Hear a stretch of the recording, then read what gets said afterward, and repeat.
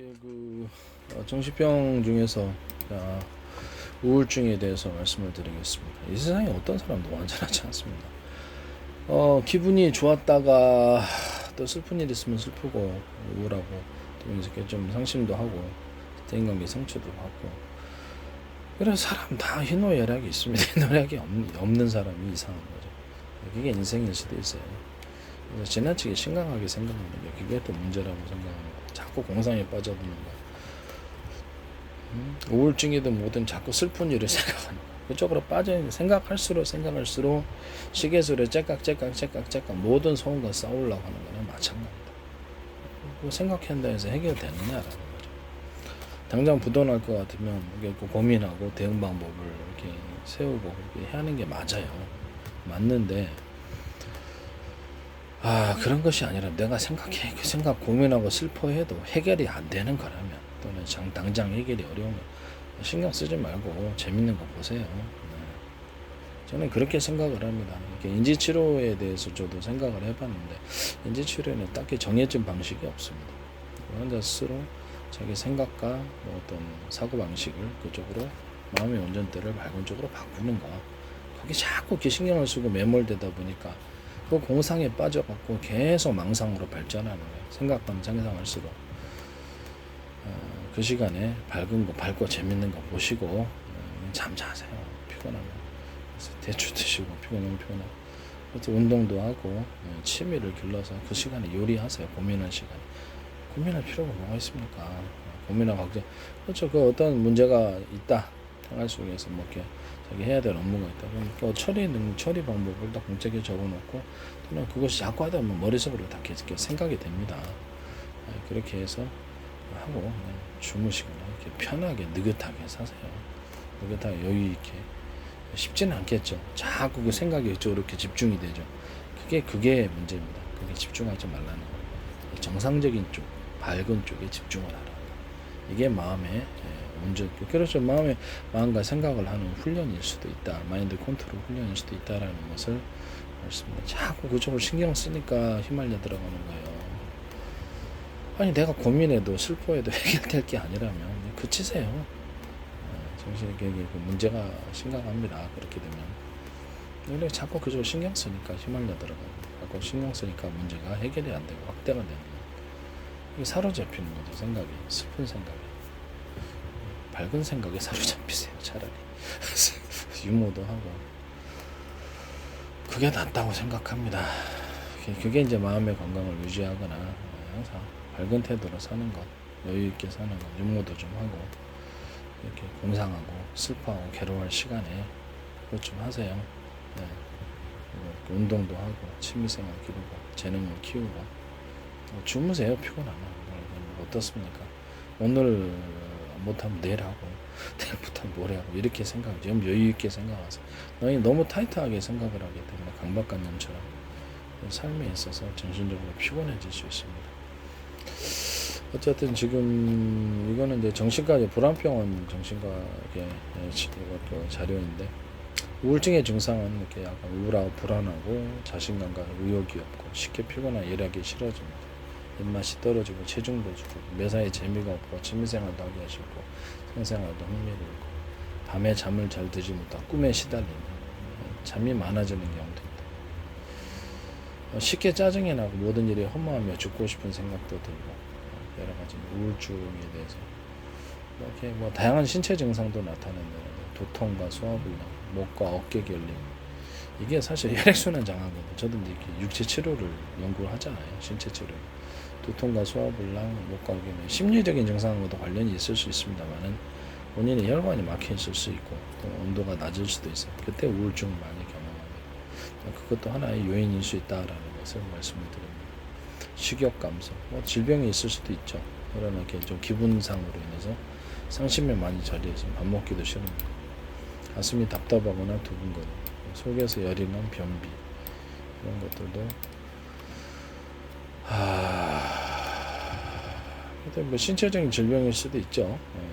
심리적인 것만이다라고 생각할 수는 없는 그런 신체적인 것일 수도 있다. 그래서 이 부분에 대해서 말씀을 드립니다.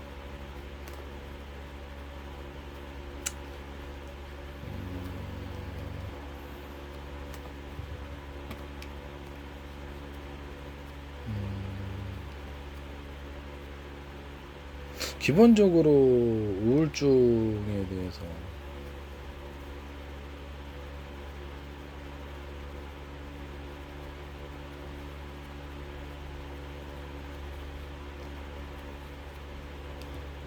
그쪽으로 그렇죠. 그쪽에 집중하니까 그런 거예요. TV에서 재밌는 거 보시고 재밌는 거 인터넷 뭐 유튜브 같은 것에도 뭐 쇼 프로그램 있잖아요. 그거 재밌는 거 많거든요. 그거 보세요. 자꾸 누적되면 자신들이 재밌는 그렇죠. 유머가 생기고 재미가 생깁니다.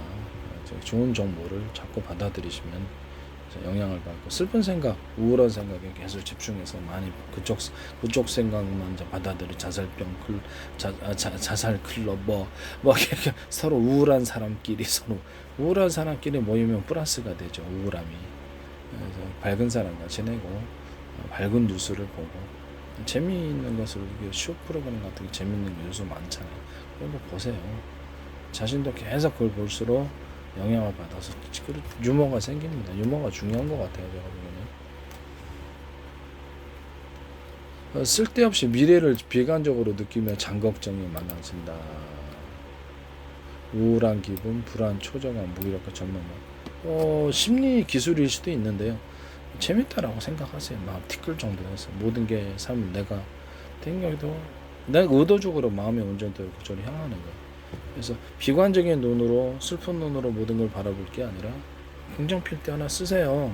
그래가지고 모든 것을 그냥 재밌다라고 그렇게 내 마음이잖아요. 재밌다고 생각하든 말든가 모든 사물을 부정적으로 눈으로 보면 부정적으로 보이게 돼. 긍정적으로 보면 대긍정 이게 필요하다고 생각합니다. 그래서 이 사람들은 미래에 이제 자신감이 없고 힘들게 느껴지고 아무래도 이게 그렇지 정신 에너지 고갈일 수도 있고 소금 부족 저도 이제 치료를 연구했으니까 소금 부족인 현상일 수도 있습니다. 에너지가 부족하고 온도가 낮거든요. 항상 몸에 차가운 음료를 잘 마시거나 그 사람들은 문제가 있다는 거죠. 커피 한두 잔 정도는 괜찮아요. 커피 뭐 그마실 필요는 없다고 생각합니다. 그래서 이렇게 커피 한두 잔이라든지 맛있는 음료, 맛있는 과자 그걸 통해서 도파민도 활성화됩니다. 잠깐 운동. 그래서 쓸데없는 망상에만 안 젖어들면 됩니다. 슬프고 우울한 생각에 젖어들지 말고 자꾸 그쪽을 집중하니까 마음 시간도 그렇고 생각도 망상 그쪽으로 집중하니까 점점 확대가 되는 거예요. 시계소리 째깍째깍 그게 집중 안 하면 되는 거예요. 집중하니까 문제가 되는 거예요. 시계소리가 문제가 아니라 자기 자신의 마음 대응 태도가 문제일 수도 있습니다.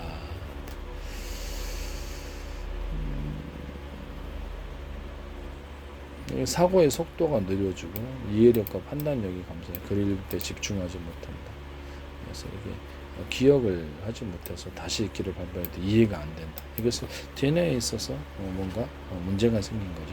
이해가 돼야 되는데 혈류장애일 수도 있고 병원 약 때문일 수도 있습니다. 병원 약 때문에 저는 그래서 사과 먹으면 똑똑해지고 아세틸콜린 활성화가 이루어져서 정상적 이성적인 합리적인 사고방식 DNA를 활성화시키는 데 도움이 될 것이다 라고 말씀을 드립니다. 대화의 원인은 아직 조현병이든 우울병이든 원인은 아직 밝혀지지 않았답니다. 저는 그냥 자꾸 비정상적인 세계의 생각을 갖다 그쪽에 시간을 할애하기 때문에 그래서 이렇게 심각해지는 거라고 생각합니다. 다른 거 하세요. 이렇게 좀 재밌는 거 쓸데없는 공상 할 필요도 없습니다. 쓸데없는 공상 때문에 정신병이 일어날 수도 있어요. 공황발작 같은 경우는 심리적인 어떤 부정적인 두려운 상황을 겪었거나 대인관계에 있어서 괴롭힘을 받아 그러면 이게 그래서 피어식과적으로서 심장이 갑자기 팍 뛰고 불안하고 초조하고 이런 것이 이제 반복적인 경험을 통해서 나타날 수도 있어요. 그러나 그 사람이 혈관이 막혀 있을 때 뇌에 산소 공급이 안 됨으로써 죽을 것 같은 공포가 생길 수도 있습니다. 그래서 종황발작에 대해서도 저도 연구를 해봤는데 이 부분은 이 신체적인 혈관 막히는 증상, 혈액이 끈끈하거나 이 부분과 관련이 돼요.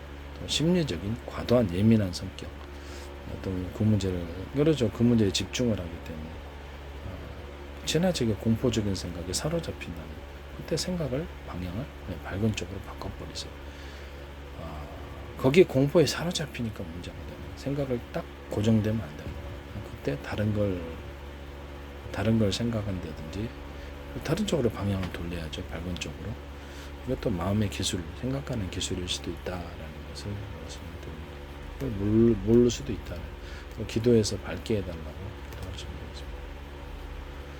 되겠습니다.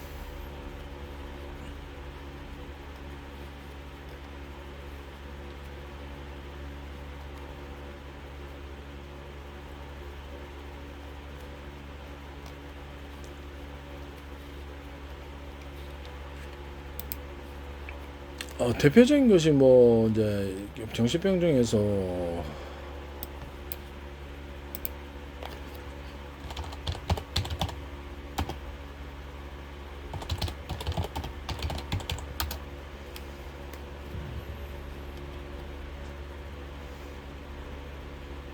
저는 이거 우하하하 웃음요법이라든지 이런 것들 사물을 모든 볼 때 나는 모든 것을 재밌다라고 티끌 정도 마음의 기술이라고 그랬잖아.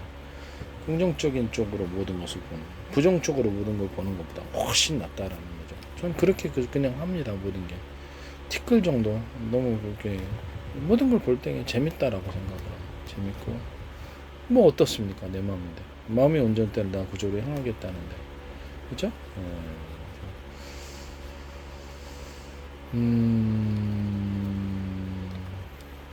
우울증이 뜻밖의 적일 수도 있어요.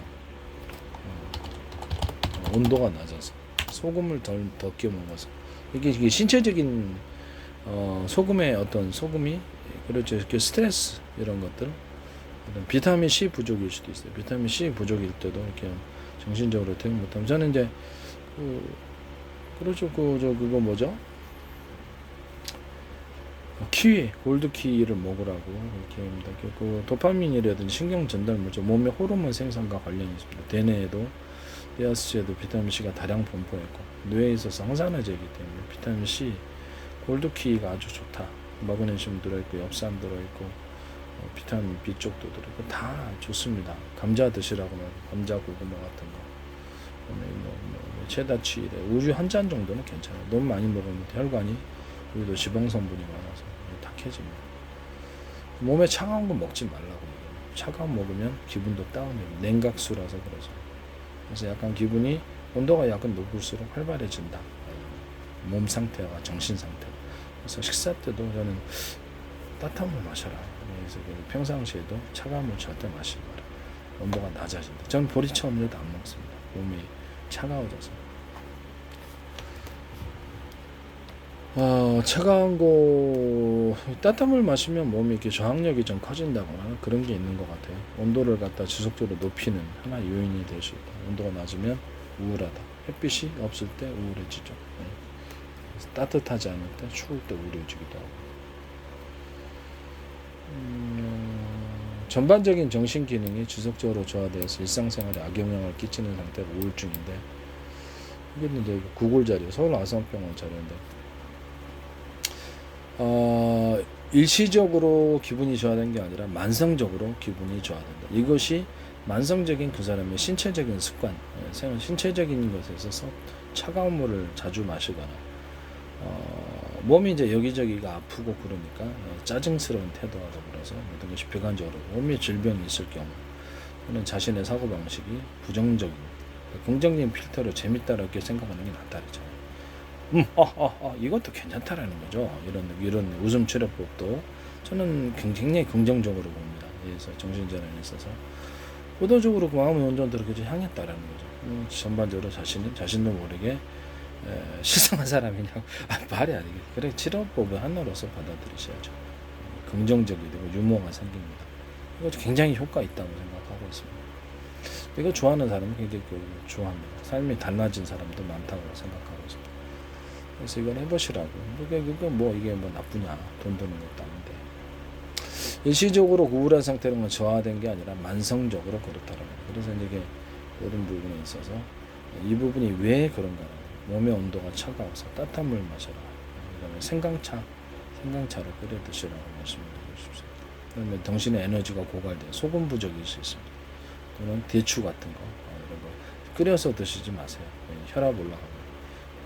그냥 씹어서 드십시오.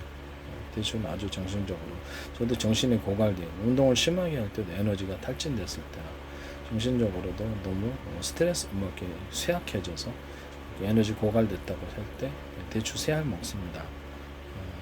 그냥 씹어서 먹습니다. 금방 또 기분이 좋아지거나 그렇더라고요. 좀 기분이 좀 나빠지면 커피 드세요. 커피에다가 좀 커피 드세요. 꿀 타서 드세요. 좋습니다. 네. 커피 드시라고 말씀니다. 근데 뭐 2잔 드시죠 뭐. 네. 커피를 좀 먹지 못하게 하는 경향이 있는데 저는 괜찮다고 생각합니다. 뭐 이렇게 지나치게 많이 먹어서 불면증 일어나는 사람 빼놓고는 1~2잔 정도는 나쁘지 않다고 생각하고 있습니다. 커피는 일종의 살균 물질일 수도 있거든요. 바이러스나 세균은 일정 부분 그런 게 있다고 생각하고요. 식품과 어떤 그 약초를 연구해서 인체 질병을 치료하는 것에 특허를 10개를 냈기 때문에 저는 커피에 대해서 좋게 생각하고 있습니다. 불면증이 있는 분들은 그냥 대추 야자 열매하고 대추 야자 열매 드세요. 정신적으로 너무 피곤한 고갈 상태에 있다 그러면 대추를 3알 정도 드시면 됩니다. 식품을 연구했습니다. 특허 10개 냈어요. 그래서 엉터리 아닙니다. 정신과 치료에 도움이 될 수 있는 방법으로 식품을 가지고 할 수 있는, 응용할 수 있는 보조식품으로 사용할 수 있는 것을 그것도 연구했다라는 것을 말씀드립니다. 엉터리가 결코 아닙니다. 우울증은 보면 큰 슬픔을 느끼고 활동에 흥미나 즐거움이 감소하는 것이다. 기능에 뭐 이렇게 여러 가지 이유가 있겠죠. 지속적으로 해결되지 않는 어떤 대인관계 문제, 해결되지 않는 어떤 문제로 인한 좌절감일 수도 있어요. 그때도 거기에 집중하지 마라. 밝은 쪽으로 집중해라. 거기에 매몰되고 공상할수록 점점점 수렁 속으로 빠져든다. 비정상 세계에 내가 위험해질 수 있는 어떤 정신질병의 심해 비정상 세계는 확대시키는 게 아니다. 집중하지 마. 생각하지 마라.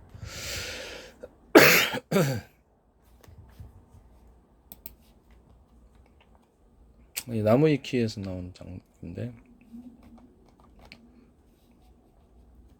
우울증보다는 우울장애라고 얘기를 하는 것 같은데 뭐 즐거움의 흥미나 즐거움의 감소 굉장히 재밌다라고 생각하죠. 이것도 인지치료의 하나의 방법일 수 있으니까 한번 해보세요. 이것도 괜찮아요. 이것도 뭐 어떻습니까? 돈 드는 것도 아닌데 저는 긍정적으로 보고 있습니다. 그리고 운동, 좋은 취미 활동, 공상하지 말아라. 슬퍼하지 마라. 슬픔에 잠시 절었다가도 계속 거기 매몰되지 말아라. 다른 생각해라. 다른 생각하면 됩니다. 흥미나 즐거움의 감소, 공허감, 무기력감, 불안과 공포 증상을 호소한다. 그리고 자신이 어떤 것에 대해서 충분히 문제 해결에 대해서 대응을 했다면 하나님께 맡기십시오. 고민하지 말라는 겁니다. 고민해갖고 해결되면 좋은데 고민해갖고 안 되는 저도 안달복달하니까 최선을 다하고 끝까지 최선을 다하십시오. 어떤 것이든 적극적인 자세로. 저는 이제 성경에 나온 대로 구하고 참고 문을 두드리고 기도하고 최선을 다해서 노력해서 그 문제 해결하기 위해서 해결될 때까지 계속 반복합니다. 불면증도 생길 수 있고요. 피로, 절망, 주의 집중 저하, 두뇌 회전 저하. 사과 드세요. 사과 드시면 아세틸콜린 활성화로 두뇌 활동이 활발해집니다. 사과를 드십시오. 그리고 생강차 끓여 드세요. 몸에 있어서 활기가 일어나는 신체적이고 정신적인 활기를 일으켜줍니다. 이것도 치료 도움이 될 수 있습니다. 우울한 친구 같이 모이면 우울해집니다. 밝은 친구로 사귀세요. 알았죠?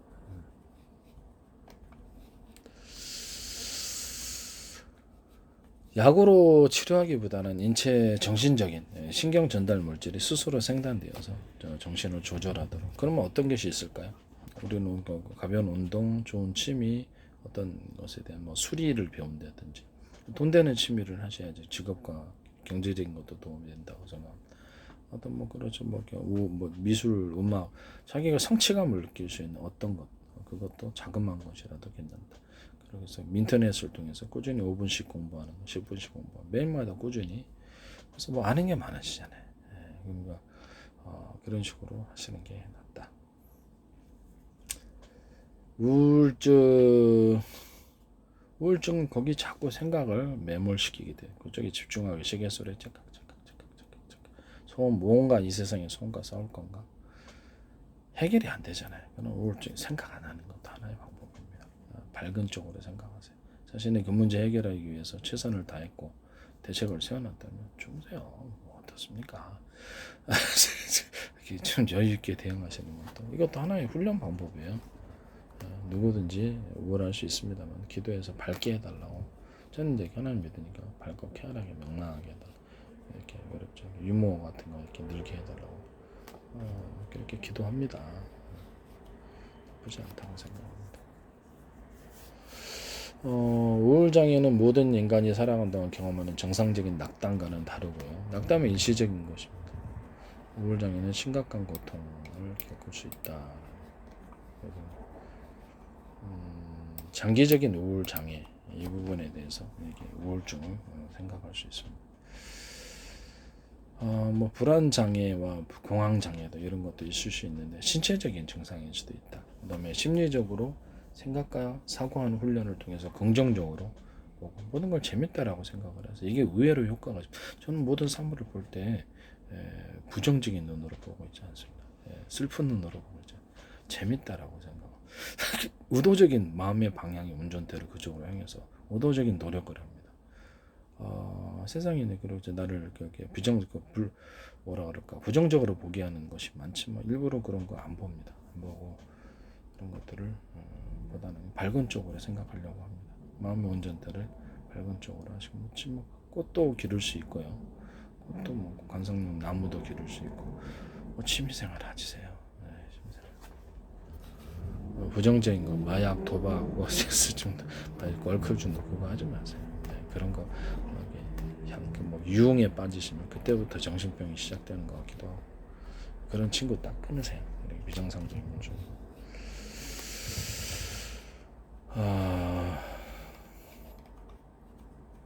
하루의 대부분 매일 지속되는 우울한 기분을 얘기합니다. 즐거움이 이것도 도움이 된다니까요. 효과 있습니다. 마음에 드는 건 재밌다라고 생각을 해보세요. 의도적으로 유머를 조금이라도 해보세요. 유튜브 샷 같은 거 딱 보면 재밌는 동영상이 많거든요. 저 일부러 찾아봅니다. 재밌으니까 유머를 우리는 스스로 활성화시킬 수 있다. 활성화시키지 않고 슬픔을 활성화시키는 것보다 훨씬 낫다. 왜 슬픔을 활성화시키냐? 왜 쓸데없는 망상을 활성화시키냐? 어떤 것을 비정상적인 세계를 활성화시킬 건지 정상적인 부분을 활성화시키는 건 여러분들 자신에게 달려 있습니다. 기도하고 하나님의 도와달라고 하면 기도해 주실 것입니다. 뭐 불면증 뭐 이런 것들 또는 과수면 이런 뭐 사고와 집중력이 감소가 이러고 결정곤란을 보입니다. 이것도 제가 말씀한 대로 인터넷 보고 학습하고 조금만 거라도 성취감, 문제를 해결할 수 있는 성취감을 가지시면 될 것 같습니다. 그런 것들을 말씀을 드립니다. 약을 먹어서 하지 마세요. 약을 먹으면 이게 스스로 신경 전달 물질이 잘 감소가 되거나 제때되지 않나거나 잘 안 나와서 그렇죠. 폭증, 인체가 스스로 조절 능력을 잃어버립니다. 우리가 그 인지 치료할 때도 그 약물 치료도 제일 중요한 거는 그것이 환자 자신의 정신적인 또는 육체적인, 신체적인 것에 있어서 스스로 치료할 수 있도록 하는 것입니다. 특히 그 정신병은 스스로 생각하고 사고하고 훈련을 통해서 스스로 치료하는 것이 스스로 고기를 잡는 법을 배워서 생각하고 사고하고 행동하는 훈련을 시켜주는 것 같습니다. 저는 모든 정신병에 있어서 제일 문제가 되는 게 뭐냐면 자신을 정신병으로 규정을 하는 거 말입니다. 정신병이요 뭐라 그럴까 범죄하고 연결되지만 않으면 괜찮습니다. 뭐 정신병 걸린 사람을 갖다가 검찰보다 더 세잖아요. 검찰보다 세고 검찰도 수색영장, 압수수색영장 있고 그 사람을 갖다가 구속영장이 있어야지 법원에 청구를 해야지 나오는데 우리나라 헌법에도 법원의 영장 없이는 남의 집에서 주거침입 못하게 돼 있는데 이거는 뭐 정신병을 입원한 보호자 동의만 있으면 그 사람이 사고방식이 문제가 있든 없든 간에 법적으로 아무런 법적인 범죄를 저지르지도 않았고 사회적인 말썽을 부리지도 않았고 공공장소에서 그렇죠. 어떤 그 사회적인 말썽을 부렸다 할지라도 경범죄가 있잖아요.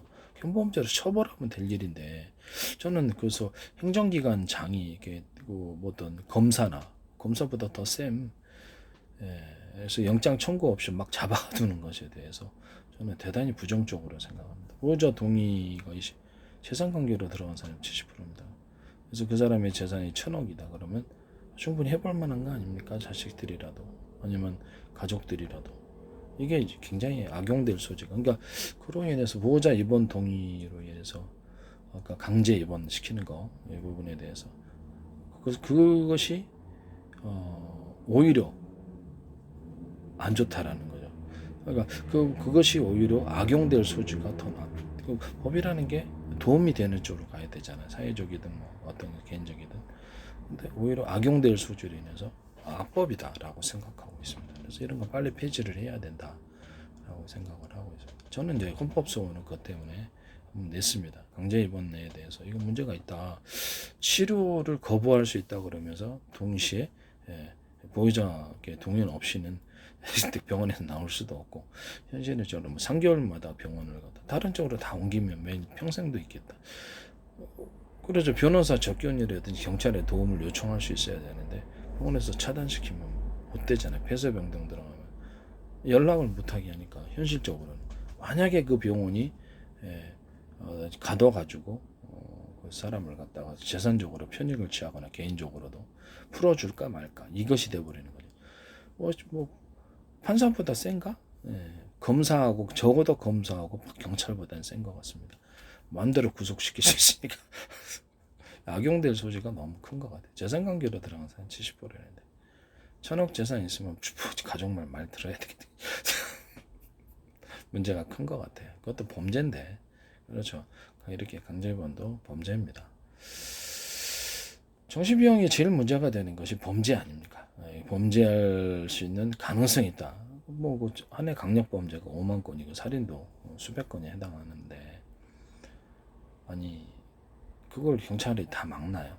뭐 서로 강력범죄라 그러면 뭐 절도, 뭐 강도도 될 수도 있고 사기기도 다 될 수도 있고 강력범죄 살인도 될 수도 있고 강력범죄가 있는데 이런 법에 대해서 다 막을 수는 없는 거예요. 범죄 그 사람이 할 줄 알아서 국민들의 마음을 알아서 청소년이 신이 아니고 신도 아닌데 어떻게 다 막습니까? 정신병 그렇죠. 우울증이 갖고 있다 해서 다 100% 범죄한다면 그 사람은 그 범죄에도 법에 따라서 법이 있으니까 똑같이 처벌해라 라는 거죠. 그래서 범죄할 가능성이 있다 그러면 주의를 강하게 주고 그 부분에 대해서 저에게 관찰을 하고 이렇게 하시는 게 나을 것 같습니다. 이렇게 범죄에 해당하는 것을 했다면 법적인 것을 따라서 경범죄가 됐든 중범죄가 됐든 현행범이 됐든 그에 따라 처리를 똑같이 하면 될 일이다 이렇게 생각하고 있습니다. 검사보다 더 세다니까요. 그 사설 구급대원들이 지금 문제인데 그거 자영업이잖아요. 자영업인데 어떻게 해서 사법권한이 있는지 남의 집 들어가가지고 이렇게 잡아다 가두는 사법권한이 있는지 모르겠어요. 사설 구급대원은 그런 것이 없습니다. 112 구급대원도 남을 구속시킬 권한이 헌법에 버젓이 영장에 청구 없이 남의 집에 주거침을 할 수 없다고 해놓고는 막 가두는 거. 그 감금죄라는 게 있는데 그걸 공갈 협박을 하고 재산 털어내고 그것도 한번 정신병 갇혀보세요. 그럼 이게 연락이 과연 쉽겠습니까? 조폭과 연결이다. 조폭이 범죄단청에 연결해갖고 의사들이 개인적으로 재산 사설 구급대원들도 자영업자잖아요. 뭐 이게 중고차 시장 가면 차 구할 수 있다고 그러더라고요. 그다음에 이렇게 편법으로 이렇게 딱 등록도 되고 정확하게는 모르겠습니다. 병원도 환자 해수를 늘리기 위해서 일부러 하기도 하고 환자를 개인적으로 만약 재산을 불리기를 원하는 사람들이 결탁을 하면 병원 뭐 몇 개라도 5개 6개라도 하거나 또 이렇게 또 공공기관에 국립병원이라든지 근무하시는 분들과 연결을 해갖고 짜가지고 범죄 단체들이 존재할 수 있다면 얼마든지 범죄할 수 있습니다. 재산이 만약에 그로 인해서 자신의 재산이 매년 막 10억씩, 20억씩, 30억씩 늘어난다고 생각하십시오. 안 하겠나? 의성신과 의사들도 얼마든지 범죄하거나 사설 구급대원들도 자영업자들인데 중고차 시장 가면 차 구할 수 있어요. 근데 거기서 자영업자들인데 마음대로 잡아가둡니까? 검찰도 구속영장 청구하고 압수수색 청구해. 경찰도 그렇고. 그래야만 그 남의 집 들어가서 주거침해해서 압수수색하거나 체포영장을 가져 체포할 수 있는데, 이건 뭐 사설구급된 자영업자들인데, 중고차 시장 가면 고급차 살 수 있는데, 자영업자들이 어떻게 그렇게 하시는지.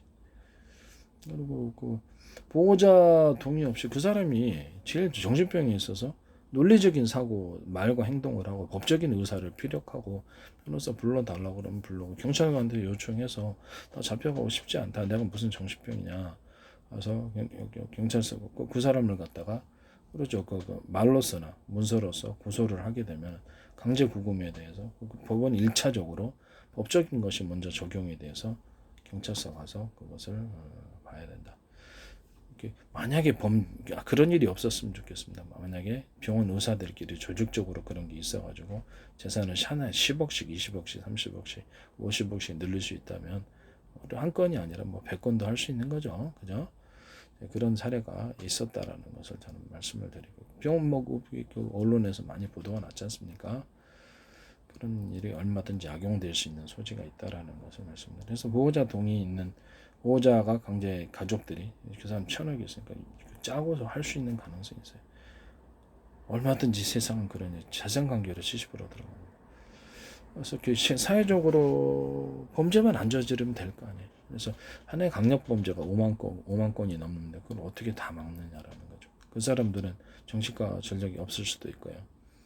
그래도 법이 있으니까 그 해당해서 주의를 주든지 아니면 강력하게 관찰을 하든지 그 사람에 대해서 이게 사법적인 처리가 필요하면 그에 따라서 하면 될 일이에요. 그 사람이 죄를 저지르지도 않는데 막 가둔다는 게 이게 말이 되냐고요. 악용될 소지가 너무 크다. 가족들이 이제 주변 사람들도 짜고서 그 사람의 재산을 노린다면 이거 어떻게 되겠는가. 세상에는 그런 일이 많습니다. 재산관계로 들어간 사람이 70% 그러던데 저기 뉴스에서 그러더라고요. 짜고서. 그리고 왜 그 자영업자들인 사설 고급대원들이 그 사람을 남의 집 들어가서 헌법을 무시하고 잡아가두는 거예요.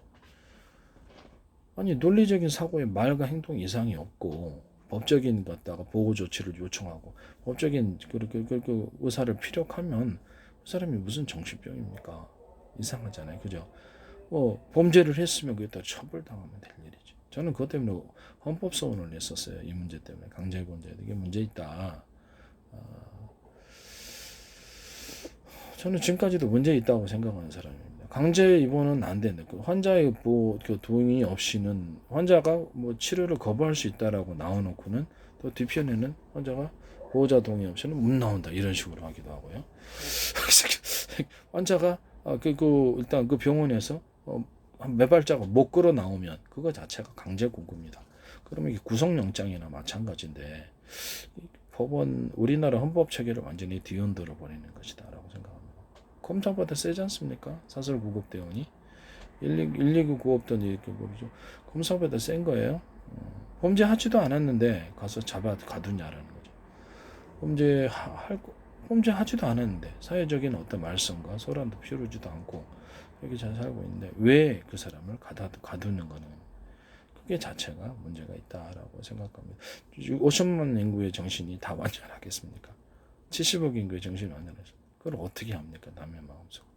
그죠? 그래서 제가 보기에는 이 부분이 지금 현실적으로 너무 이 법이 존치함으로써 인해서 악용이 더 크다. 그 악이 유용하기보다는 악용되는 것이 너무 커서 속히 보호자 입원 동의가 폐지돼야 된다고 생각합니다. 그 사람이 범죄하면 그 법에 해당되는 형법이 있으니 따라 처벌하시고, 그래서 계속적으로 그 사람이 그 범죄를 저지를 것 같다. 근데 범죄를 어떤 것을 저지를 것 같다는 거예요. 뭐 남의 마음 깨뜨려 보시는 거예요, 경찰관들. 안 되잖아요. 그래서 이 부분에 대해서 다시 한번 말씀을 드립니다. 고의적으로 모함 당할 수도 있잖아요. 가족들이나 또는 주변 사람과 짜고 그 사람 재산 1,000억 먹기 위해서 한다면 주변 사람들 불러가지고 돈 주고 온 동네가 범죄하는 경우도 허다합니다.